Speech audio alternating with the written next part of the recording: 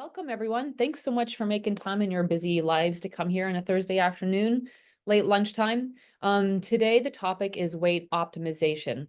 As I mentioned, if you came in a minute later, I said at the beginning of the hour, this is meant to be pretty interactive. Feel free to put any questions or thoughts you have in the chat box. I'll try to pay attention to that as I get through the presentation.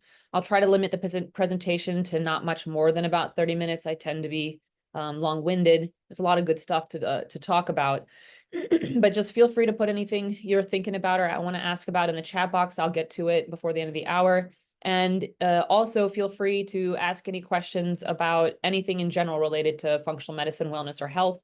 These monthly webinars are topic specific, but then it's open floor to ask questions about anything you might have questions about. I'll let you know if I don't know or I'm not sure, but I'll do my best to answer everything, whether it's, patient protocol related or just general health, wellness, or functional medicine questions. Excuse me. So, okay, we're going to get started. Let me keep all of my little boxes handy 1 second.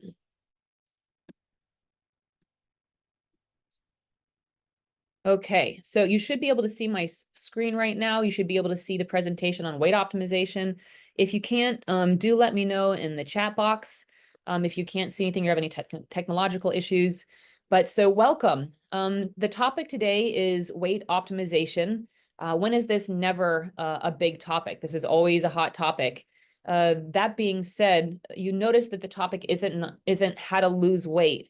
We're really going to talk about what interferes with proper appetite and hunger signaling, and how you can heal that, both psychologically and physically, and to focus on wellness and health and fitness, rather than the number on the scale. So we're going to talk about that, and I'm open to debate around anything you have to think about or say around that. So with all things functional medicine, we want to understand the root causes. If your weight is out of balance, we want to know how we got here. And we'll be speaking, we as humans, it may or may not be specific to you, but likely a lot of this, or at least some of this, will apply to how your weight may have gotten dysregulated. Some of the things we're going to talk about are weight, identity, food, relationships, and mental health. In the first part, we're going to talk about a lot of the biological drivers. In the second part, we're going to talk about a lot of psychological drivers, which sometimes can be really far more important, maybe not even sometimes, probably a lot of the time. Then we're going to, based on what we know about how and why weight gets dysregulated, number 3, we're going to talk about the foundations of optimizing weight, and talking about what we can do about it. So here we go. Let me make sure I can see. I think so. I'm not the most technologically adept person, so I want to make sure everyone's let in here. Okay. All right.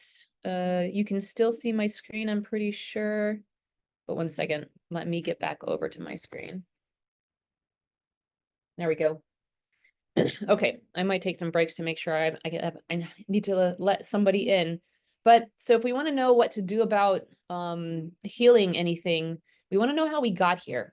And the very short answer is modern life is very new to our biological systems, and it is very maladapted to our biology.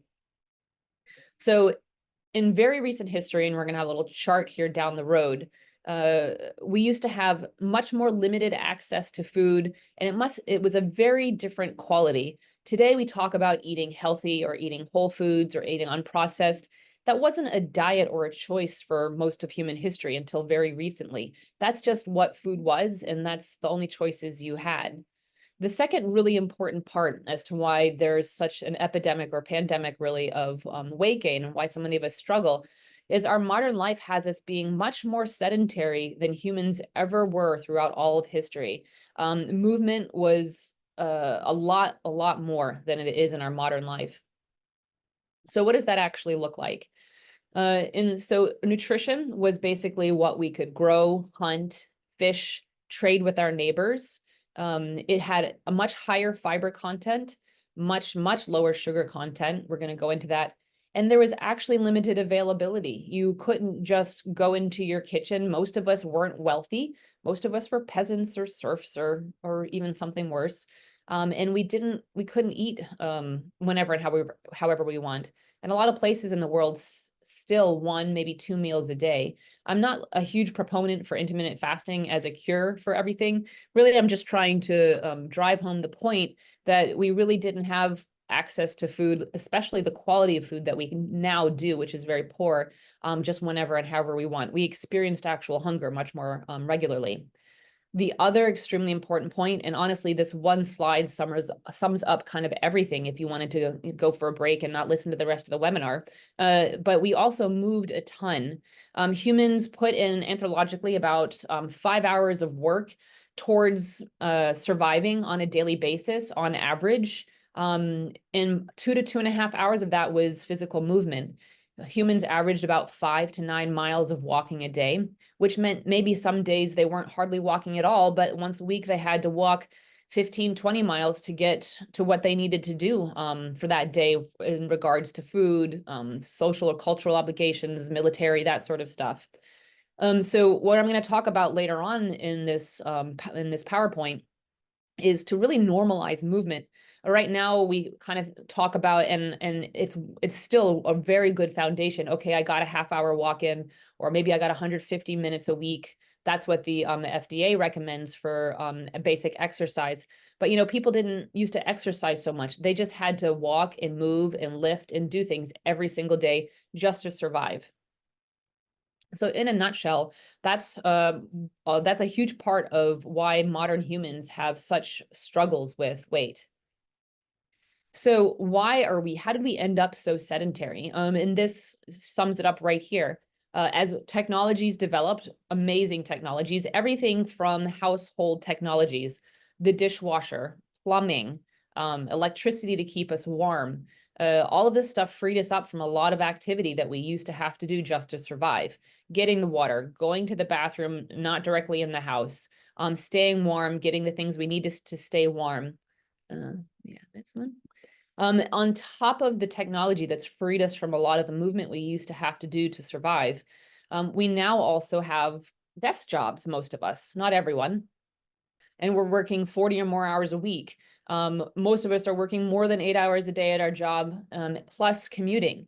So it really doesn't leave us much bandwidth left over to compensate for and get the movement in that our bodies were designed to have. And then another part is general urban planning and structure. The advent of the car has completely changed urban planning. Most of us can't walk anywhere. A lot of us can't walk around our neighborhoods or walk to do errands or chores or pick up our kids. We'd be run over by traffic. So these are some of the main reasons, the big reasons why we are so sedentary today, and how what used to be for all of human evolution, normal amounts of movement, averaging 5 to 9 miles a day, is no longer. So the other big part of this is the industrialization of food. If you've ever been in an appointment with me, I probably have talked about around World War II, processed food was mostly invented and in order to feed our soldiers in World War II. And then we had this industry and it proliferated after World War II into the 50s and beyond. And it became the norm as we had household appliances to take care of our what we used to have to do to feed and keep ourselves warm in the house. We also now had cars. We didn't have to make food. We didn't have to walk to get food. Now we're driving to the grocery store. And grocery stores, of course, think about it, didn't used to exist. Even in your grandparents or some of us great-grandparents' age, there weren't these giant grocery stores with all this packaged food of multiple flavors of all this processed food. So the proliferation of grocery stores as the industrialized food movement happened in the late 40s and into the 50s, as cars became the normal. It's kind of interesting to think about if you haven't thought about it, but this is the foundations of the modern obesity epidemic.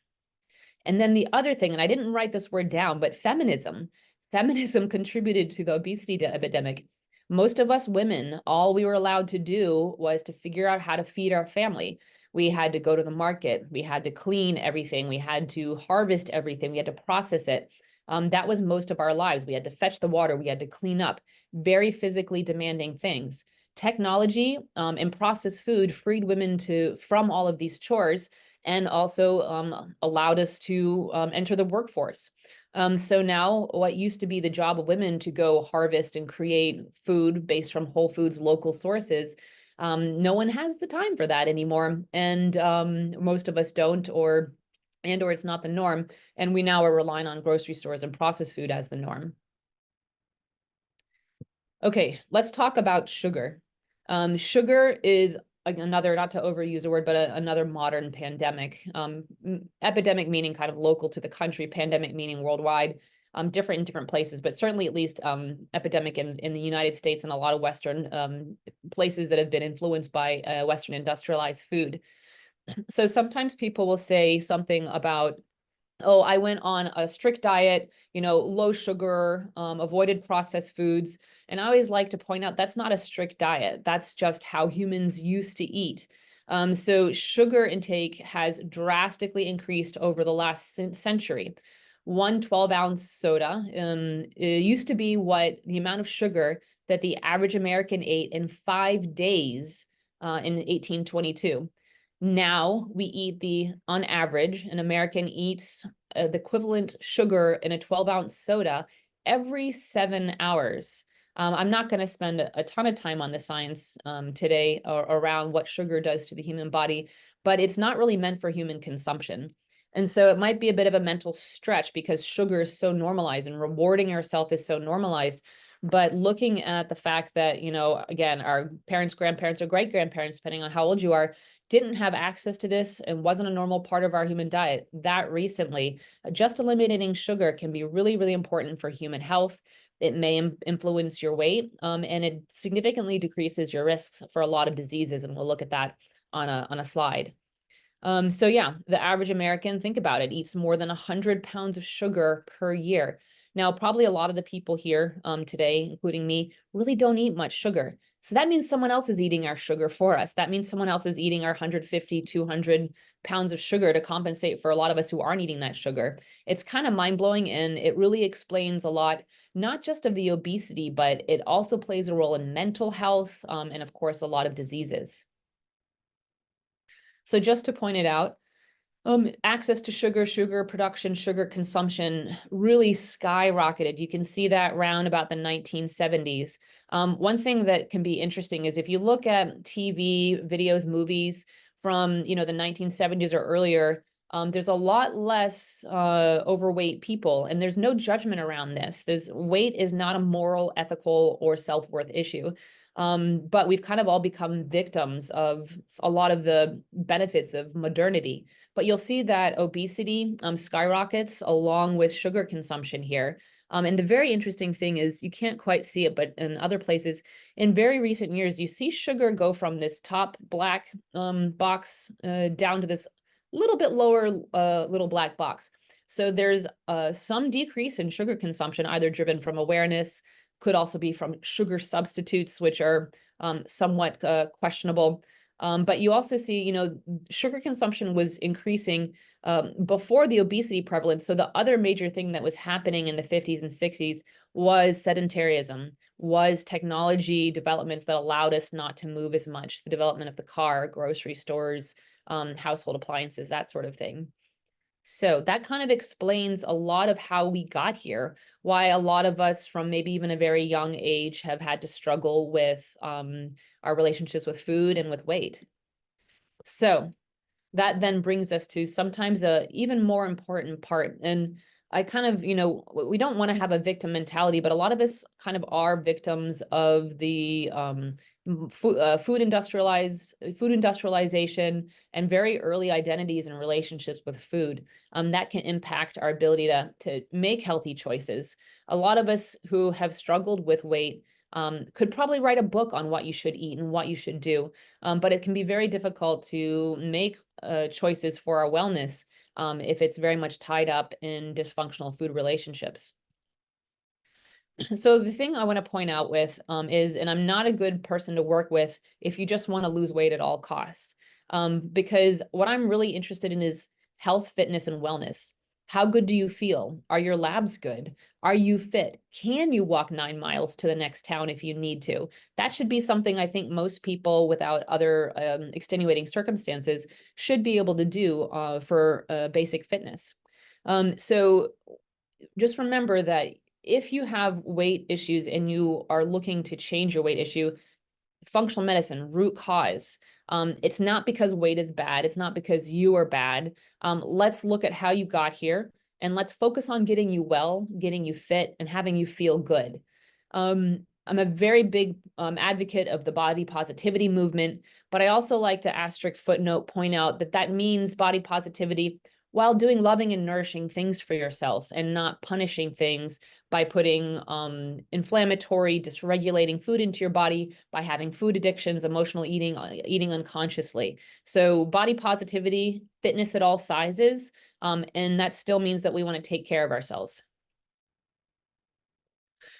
So a lot of the time, if you're someone who has struggled with food, whether it's gaining weight, yo-yo dieting, binging, back and forth, constantly thinking about ruminating on, should I eat this? Should I not eat that? What should I eat? What should I not eat? The hyper focus on food. You could have very normal and healthy weight, but are you thinking about what you're eating and why you're eating it all the time? So this is really probably one of the biggest issues to address if you're struggling with weight issues, if any of the things I just said resonate with you. And it can be very tricky to work on food relationships in our modern world. I basically jokingly say we're surrounded by heroin and you're trying to get off heroin. And yet everywhere in advertisements in grocery stores is stuff being advertised and readily available that dysregulates how you feel, that makes you addicted to it. Food addiction is as real as addiction to other substances that are known to be addictive, smoking, alcohol, other drugs. Not everyone's brain lights up when they eat sugar or certain highly palatable foods, but a lot of people's brains do light up. The reward system of your brain lights up when you're eating sugar, when you're eating a lot of these processed foods that are designed to light up the reward centers of your brain, and we can become literally addicted to what we're eating. Some of you may know that, but some of you might not understand that the reason why you're craving it is literally a chemical addiction process. If you have food addictions, and sugar can be a major one, but it can be other types of foods and processed foods. No one gets addicted to kale, usually. I mean, that doesn't light up the reward center of your brain. Then you have to think about the same rules for addiction might be abstinence. Like if you can't just have one, or if you have one, then you have one every single day, and then you need to have it. And at the end of a work day when you're stressed, then you have to have it. Those are all kind of signs that you might have an addiction to a certain food. So thinking about your relationship with food, thinking about if you're constantly always thinking about what you should eat and what you shouldn't eat, are big triggers that working on food relationships is probably one of the bigger areas you need to work on in order to make the obvious choices towards healthier foods and activities. So I was talking about food addictions, and under that umbrella also is, of course, emotional eating. That might be like food addiction light. Those two things are very intertwined. Maybe you don't have a food addiction. Maybe you unconsciously reward yourself or need a certain food, snack, or drink whenever you're not feeling well or as a reward. We're still talking about lighting up our brain chemistry in response to emotions or cravings. And in me telling you that that is your brain chemistry, I hope that also gives you some compassion for yourself. You are responding to chemistry. You're being driven by your chemistry. That doesn't mean that you're stuck there. That can change. You can change that, but you're not a bad person if you're having cravings, if you have food addictions, any more than anyone else with addictions is a bad person. We just need to think about breaking that cycle by getting off the addictive substance and establishing new habits and letting your brain heal. Social and cultural, not habits, but practices can be part of that. Sunday dinner with grandma, and you had all of this food, and it was associated with love and connection. And then just most of us are unconsciously and mindlessly eating. I mean, honestly, at work, that's not my best area there. And we'll talk about some of the things that can help us by waking up to our emotional addictive habits, by bringing mindfulness into our eating that can help liberate us from unhealthy, victimizing food relationships. And then the other part of this is vice versa. It's this snowball. Eating processed food, eating sugar. If you're here as a functional medicine person, you're probably well aware that that can create a lot of dysregulation and inflammation in the gut microbiome. The gut is home to 70 to 80% of our immune system. So if we're dysregulating 70 to 80% of our immune system, the immune system acts on the nervous system and vice versa. We are creating changes in our mood and our ability to think, our energy. And there's been lots of studies on on how food impacts this. And I'm just quoting one here, that a diet high in refined sugars impaired brain functioning and was associated with worsening symptoms of mood disorders. So it can be very chicken and egg here, or I guess it'd be more snowball. One can create the other. Maybe I'm experiencing some anxiety and depression, and I'm self-soothing with some addictive eating habits or an emotional eating, which can make me feel worse, which can emphasize the addictive brain chemistry, which makes me make bad food choices, which makes me have mental health issues, which then drive me to make bad food choices. So we just have to find some place to like break that chain. And often establishing a whole foods-based diet, avoiding addictive substances, practicing mindfulness while eating, which we'll talk about, can be where you can start to break that chain and heal your neurochemistry. Let's talk about the difference between appetite and hunger, and then we'll get to that next part. So hunger is actual physiologic hunger, is signals that you are not getting enough glucose to your cells, that you're running out of blood sugar, and that can be influenced by health conditions, by stress, by lack of sleep, a lot of other things. We're not going to get quite into all of the nitpicky details, but in short, in a basically stable, healthy person, you might feel a little lightheaded, your tummy might rumble, it builds over time if you haven't been eating. And when you're truly hungry, you kind of want to eat anything. A friend of mine calls this hunger sauce. Everything tastes good with hunger sauce. Your hunger actually ends when you've eaten a meal and eaten a wholesome meal. It doesn't have to have some specific type of meal. So appetite is the desire to eat. It absolutely can be physiologic. It can be physically driven, but it also emotionally, environmentally, socially, culturally, addiction as well. It's driven by senses. You're craving a specific thing, and you might still want that thing even if you've eaten a full meal.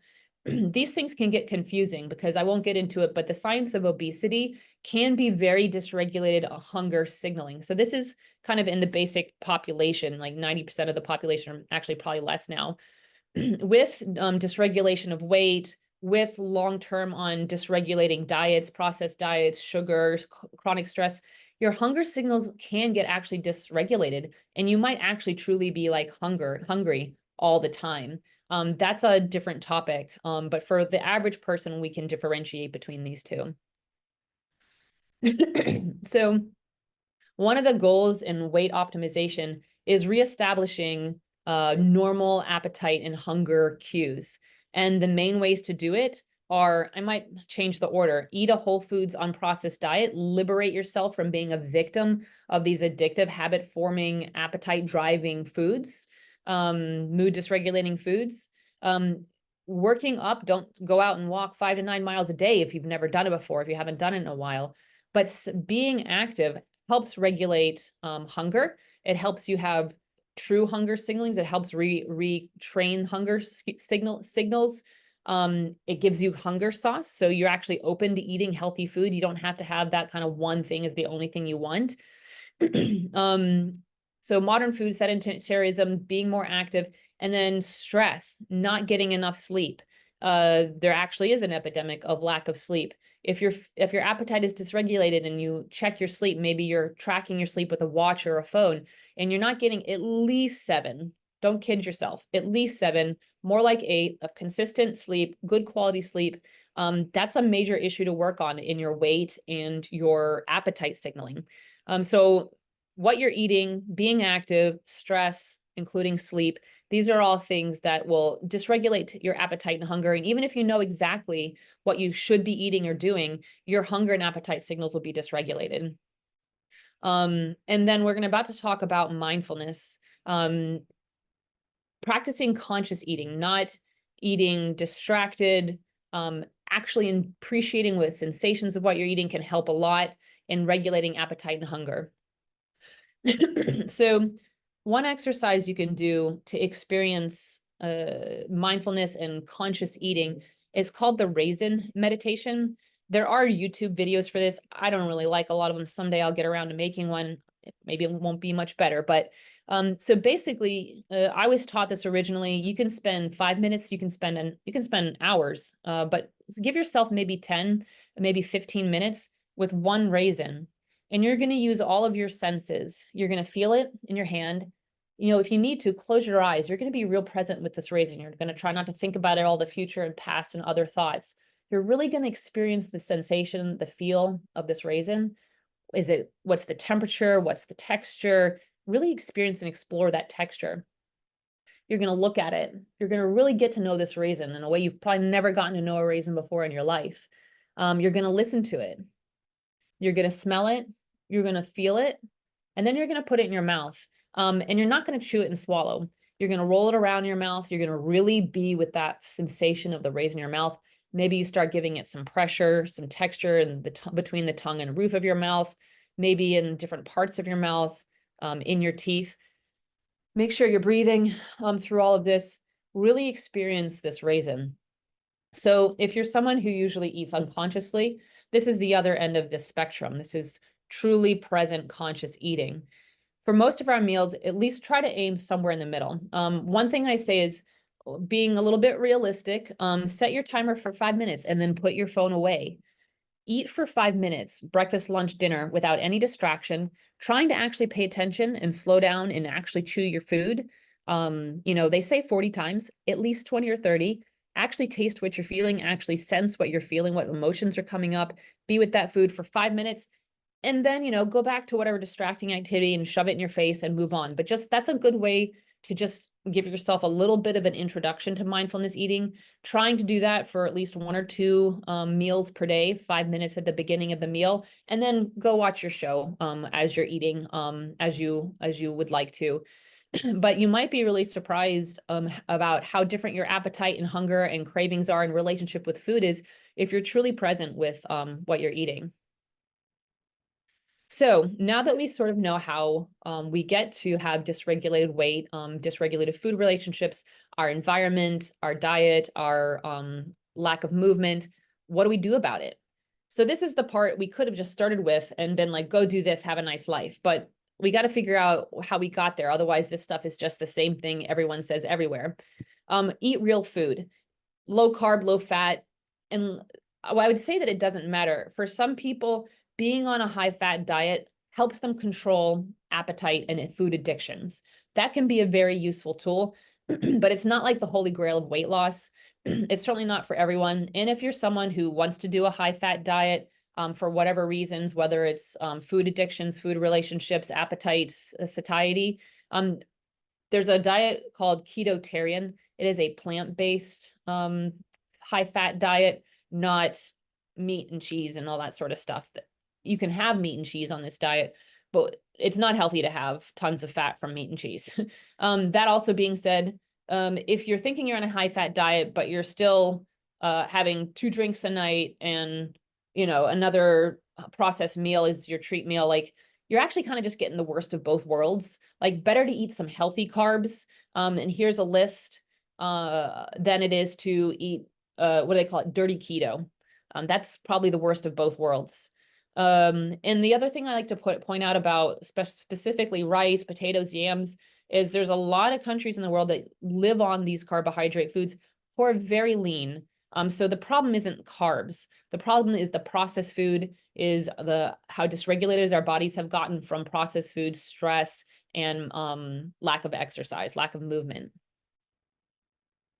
The next thing is, and what I don't want to say go move a lot, move like your, I don't want to say move like your ancestors. I want your paradigms to break open and conceptualize that your great grandparents, used to have to move this much. This isn't some extreme exercise fanatic, crazy person who has an eating disorder and is using exercise to fuel their eating disorder. And so I don't want us to come at it from that point either, but just normalize movement. And I put this on here without necessarily being like, and here's how you go do it. Because most of us work all day, commute to work both ways, and then have kids to take care of. So this is easier said than done.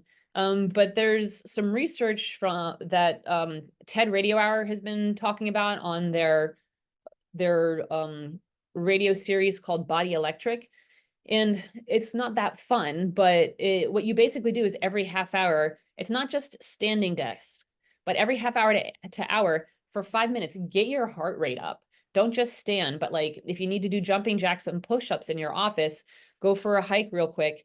Not only does that start to normalize your appetite, your physiology, it actually stimulates epinephrine and hormones and neurohormones in people's bodies. People were less fatigued, less depressed, less anxious. So I want to normalize movement from a weight perspective, but also from a mental health perspective. Lots of activity and building up to that from your current level of fitness. So if you don't move at all, what I recommend is you get some sort of step tracking advice. And for 1 week, just track how many steps you get in a day. Maybe it's 1,000. So now your next goal is 2,000 steps a day. Do that for a few weeks. When you get to that, go to 3,000 steps a day. Build very slowly. The real changes that last are done slowly, not overnight. Don't go walk 10,000 steps a day, get injured, and yeah, have to deal with that. Also, it doesn't have to be exercise. It doesn't have to be a gym. My grandfather used to make fun of me. I was, when I went running, he was like, we'll go down to camp and we'll break rocks and move dirt and build things. What are you doing? So, get yourself a camp, go out in the yard and push and pull and move, yard work, housework, dancing, Zumba. One of my favorite things is to walk and talk with friends. That is both for mental health, socially and culturally important, and you're going to get your movement in. On the weekends, maybe you get to go for longer explorations, go with a friend, go walk and talk, go on a walkabout somewhere. Traveling, everybody always says, oh, I went to Europe and I was walking, 8, 10, 12 miles a day and I was eating great food and I was feeling so fantastic. So, work what you're doing on vacation into your normal life a little bit. And we'll talk a little bit about what else you can do. And then pay attention. So eating unconsciously can make us victims of our food cues, our internal and the external toxic cues. So try that 5 minutes once or twice a day with a meal to really pay attention without distraction to what you're eating and what's coming up while you're eating. And when you do have a craving or an appetite signal, take a moment. If you're actually, the HALT technique here is for any sort of emotion or reactivity. Stop and you ask yourself, am I hungry? Am I angry? Am I lonely? Am I tired? Where am I coming from? And then, am I really hungry or is it appetite and I'm eating emotionally because I'm angry and I'm feeling abandoned and I'm exhausted because I'm not sleeping well? Take care of yourself in those ways and give yourself what you really need. And maybe it isn't that treat.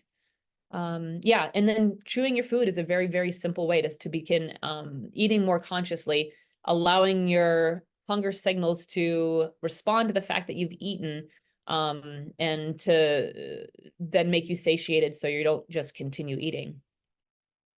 Okay, I haven't talked about diets because I don't think people should diet.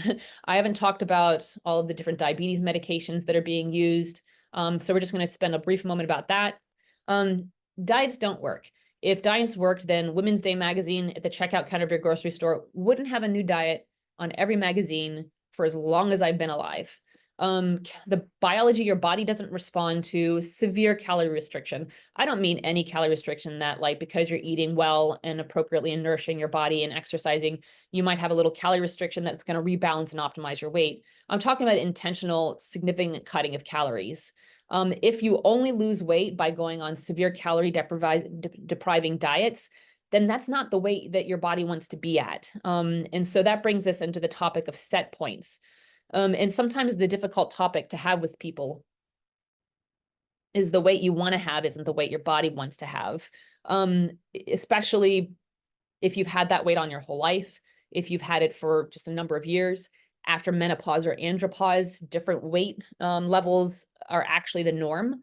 If you look around the world or look at National Geographic magazines of 60-year-old women, they're not all tight.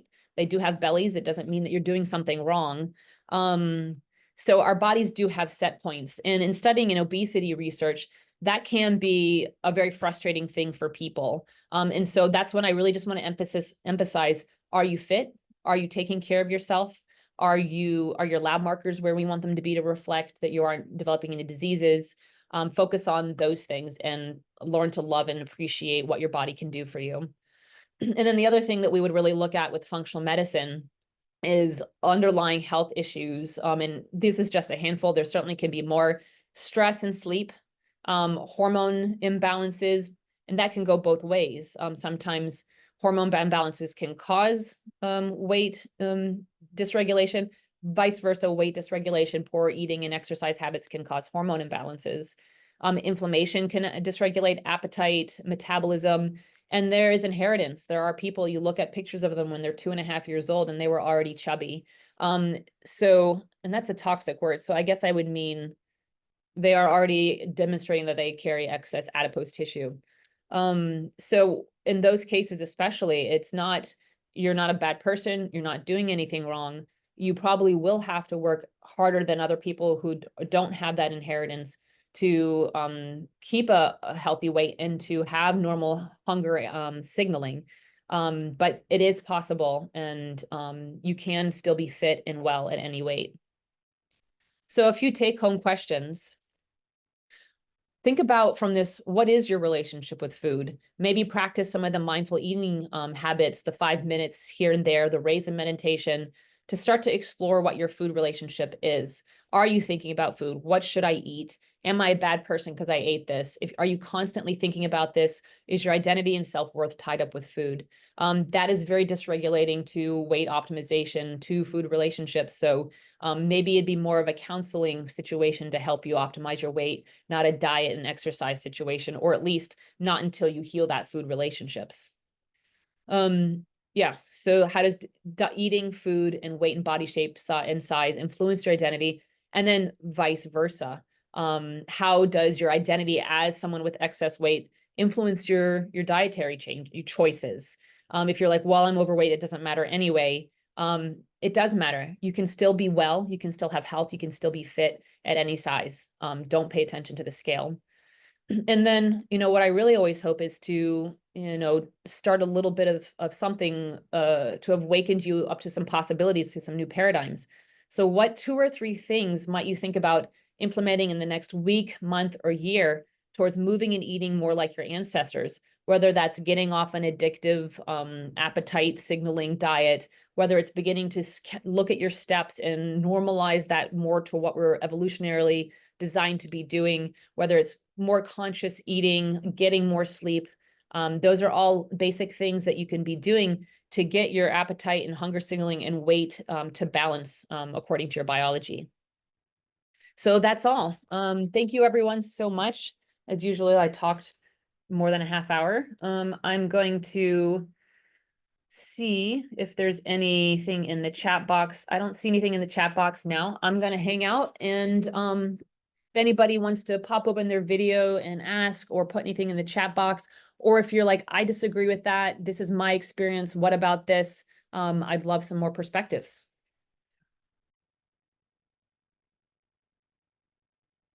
And if nothing comes up, then I'm just going to thank everyone so much for coming.